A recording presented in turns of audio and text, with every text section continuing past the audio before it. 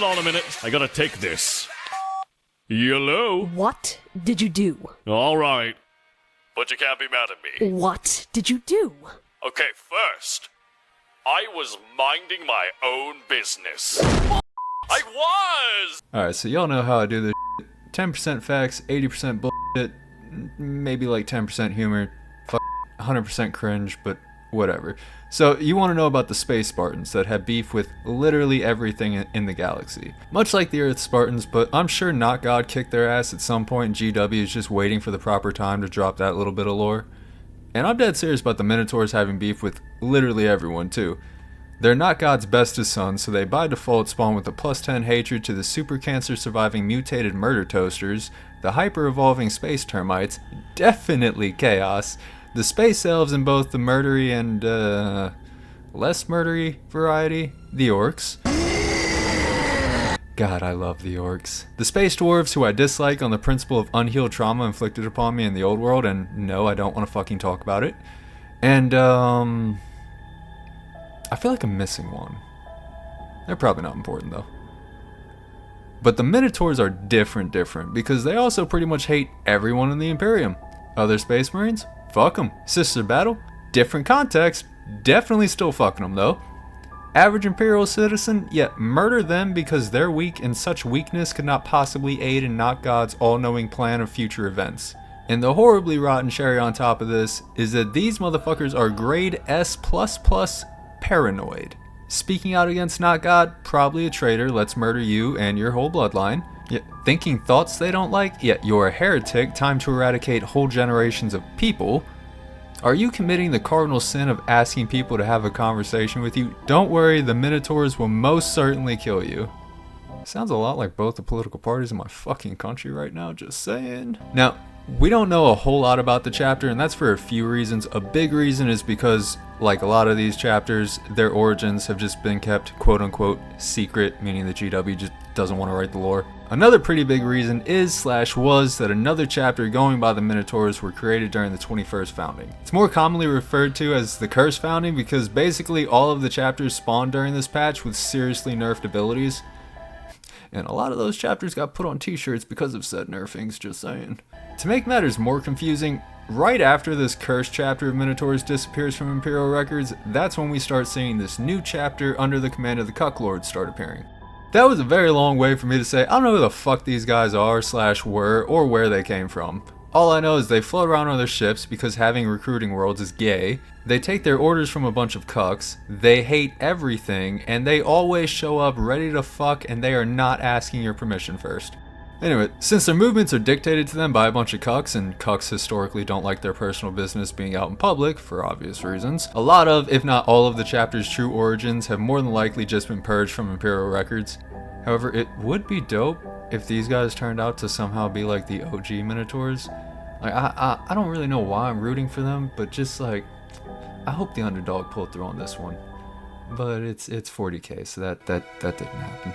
And the last reason we don't know anything about them is, to put it simply, they're fucking paranoid, and people that are paranoid, kinda ironically if you ask me, keep a lot of secrets and are secretive in nature.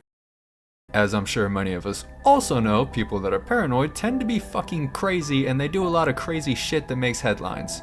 It's also really easy for them to make headlines because they pull up as a whole squad every time.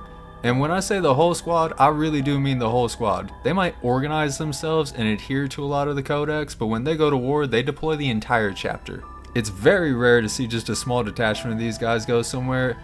If it's worth their time, it's most definitely worth all of their energy. I keep fucking hearing something outside. I feel like someone's gonna fucking rob me. I promise you these boys will pull up and box you up faster than you can say, what the fuck? Allow me to present you with a few examples of the times the Minotaurs embarrassed their cucks outside the bedroom. During the Solar Rebellions, the Minotaurs pulled up to... Holy fucking shit, I can't even read my own script. It's typed on a fucking computer screen.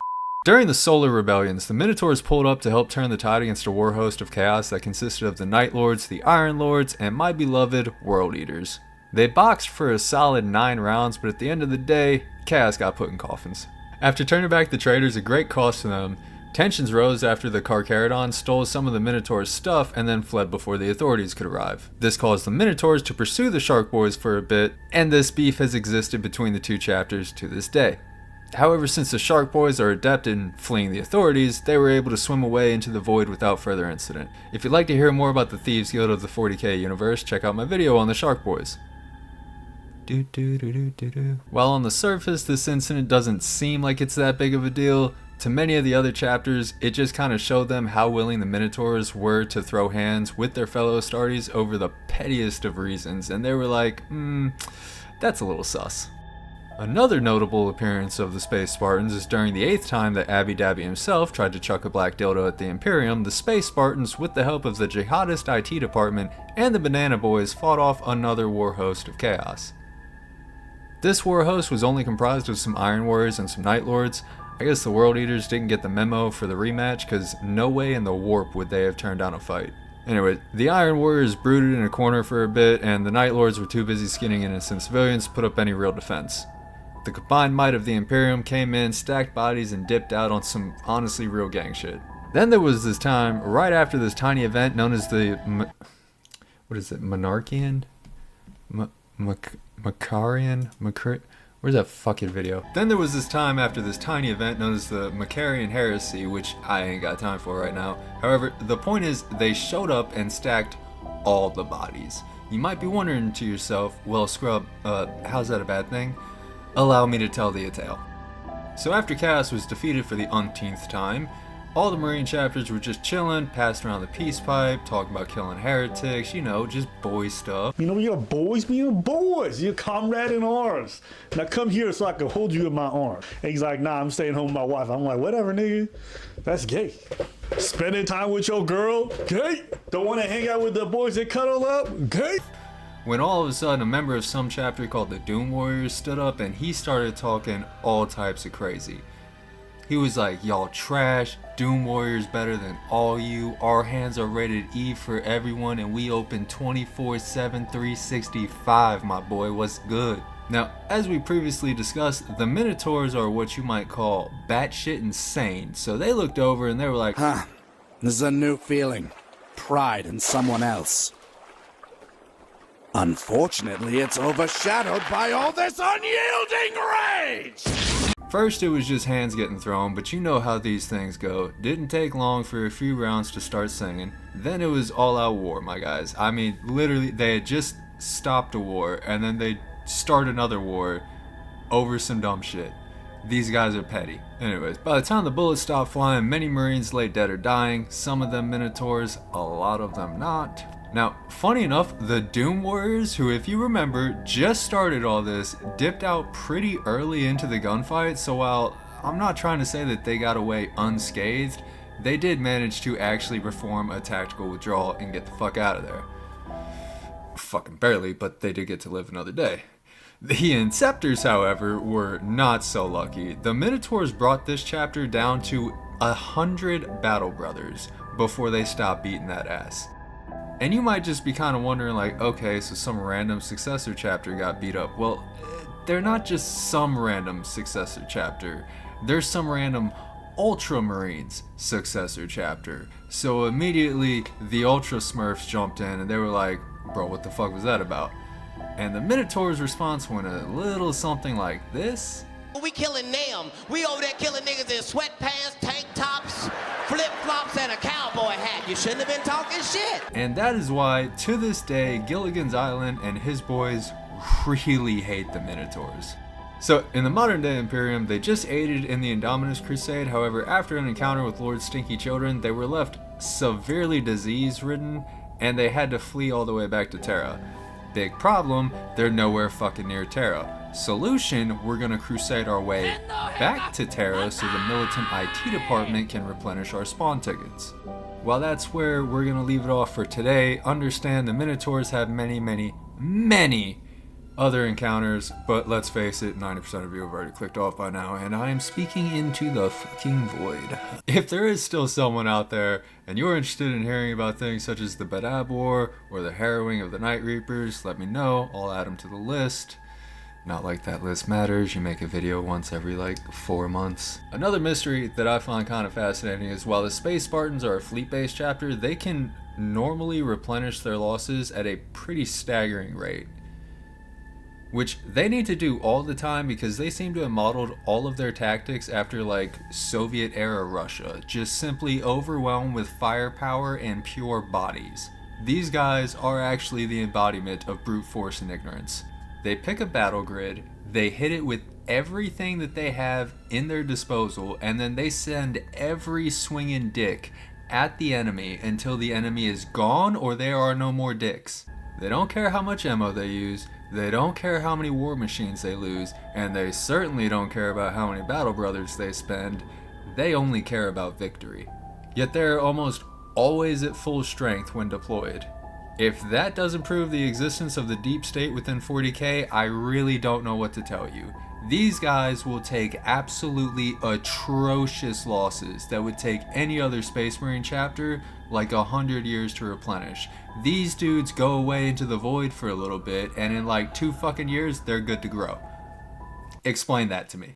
Now, in all fairness, we do know they use a lot of cerebral surgeries and psycho conditioning to speed up the process from neophyte to full-blown Space Marine. But still, the rate at which they can find recruits suitable to be a Marine in the first place is suspicious, to say the least. Even more mysterious is the fact that they are one of few chapters of Space Marines whose entire first company is decked out in Terminator armor. And I'm not just talking, you know, your bog standard Terminator armor. No. These motherfuckers are regularly seen sporting Tartarus pattern armor and even more rare forms of armor within their ranks. And this extensive range of hard to come by tech isn't limited to their first company, alright? These guys have an extensive number of Storm Eagle gunship squadrons, not individual gunships, squadrons of gunships, as well as having extensive amounts of Spartan assault tanks and Sakaran tanks in all of their various patterns. On one occasion alone, they fielded 10 Contemptor pattern dreadnoughts, alright? Contemptor pattern armor in this period of 40k is so ridiculously rare that the fact that they could even have 10 of them to just be like, yeah, whatever.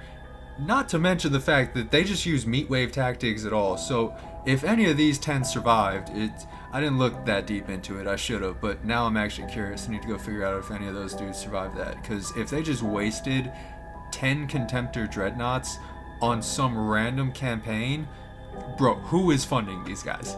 And I am not even going to touch the fact that these guys' Geneseed is confirmed to be chimeric in nature.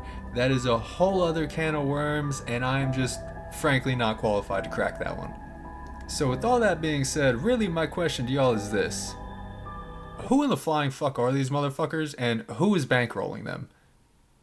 That's really my only question. Thank you all so much for watching. This has been the Minotaurs Poorly Explained. Thank you to anyone that has subscribed. I do greatly appreciate y'all. Apology, this video wasn't the Malkador one, but I just don't feel like I have a good enough grasp on his lore to make a decent enough video on it. I am really gonna try to upload more than once every like 4 to 6 months, but as my channel name implies, I'm kind of a scrub, so we'll see how that one plays out. I hope y'all are out there succeeding in life, and if you're on the struggle bus with me, just remember, we're never out of the fight. Have a wonderful day, night, morning, afternoon, whatever. Love y'all. Deuces.